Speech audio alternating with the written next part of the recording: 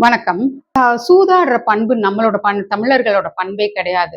அந்த சகுனி தான் கொண்டுட்டு வந்தாரு. அங்க அவரு ஒரு வியாபாரி. அங்கருந்து இங்க வியாபாரத்துக்காக வரும்போது, தன்னோட பெண்டாட்டிய சகோதரின்னு சொல்லி திருதராஷ்டிரனுக்கு கட்டி வச்சு, என்னோட தங்கச்சிய வச்சு கட்டிக்கோ, நான் உன்னோட பேக்கரிய எடுத்துக்கிறேன்னு வடிவேலு சொல்ற மாரி, அந்த இரும்பு உருக்காலைய பூராத்தையும் எடுத்துக்கிட்டு கலகம் உருவாக்கினார்.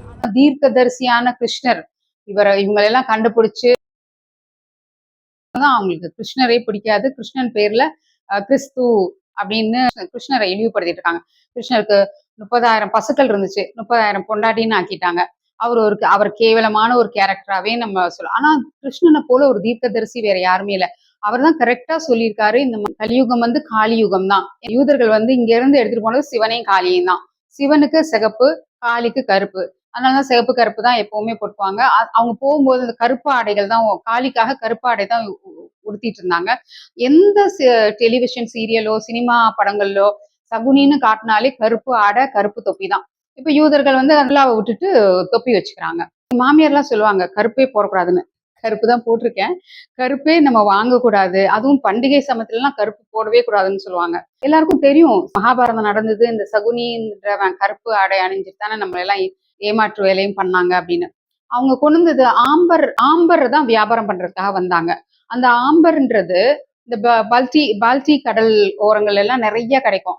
அது வந்து இந்த பைன் மரங்கள் எல்லாம் கட் பண்ணோம்னா அதுல இருந்து கசியும் இல்ல, அது கண் தாரைன்னு கண்ல இருந்து வழிய தாரை தண்ணி, அதுதான் கண் தாரை வந்து கண் தாரா, கென்டர், ஆம்பர் அப்படின்னு ஆம்பர்னு மாறிடுச்சு.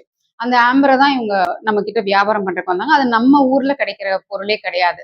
அந்த ஆம்பரை நகையோட வச்சு செய்வாங்க. நகைக்குள்ளேயும் வச்சு அந்த ஒரு வெயிட்டுக்காக பண்ணுவாங்க. அந்த ஆம்பர் வந்து சீக்கிரமா பத்திக்கக்கூடிய தன்மை உள்ளது. அதனாலதான் அந்த ஆம்பரை வச்சு ஒரு பெரிய மாளிகையே கட்டினா சகுனி. பாண்டியர்களை அழிக்க ரஷ்யாலன்னு பாத்தீங்கன்னா நிறைய அந்த ஆம்பர் மாளிகை எல்லாம் நிறைய கட்டியிருப்பாங்க. தங்கத்தோட இழைச்சு.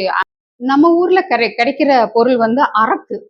அரக்குங்கிறது மரத்தை அறுத்து ஆக்குவது அரக்கு. அதுதான் அரக்கு. அது மாதிரி ரப்பர்ல இருந்து வர ஒரு பால் அதுதான் அறுப்பர்.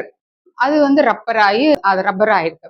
வந்துதான் நம்ம ஊர்ல கிடைக்கும். ஆம்பர் வந்து நம்ம ஊர்ல கிடைக்கிற பொருள் கிடையாது. அவங்க வந்து வியாபாரத்துக்காக வந்தாங்க. வாசன திரவியங்கள், திராட்சை ரசம், இந்த ஆம்பர் இந்த மாதிரி பொருள்கள் எல்லாம் அதெல்லாம் அவங்க இங்க கொண்டு வந்து வியாபாரம் பண்ணாங்க. வியாபார நிமித்தமா வந்தவங்க நம்மள அடிமையா வச்சிட்டு இருக்காங்க இன்னமும். இந்த சத்தியுகத்துல எல்லாமே மாறுது, மாறிடும். அதுக்கான காலம் வந்துருச்சு. கருத்தினன் சித்தர் அதை பார்த்துட்டு தான் இருக்காங்க. எவ்வளவு பெரிய தீர்க்கதரிசி அவரு. அவரு தான் நடத்தி எடுத்துட்டு போயிட்டு இருக்காரு.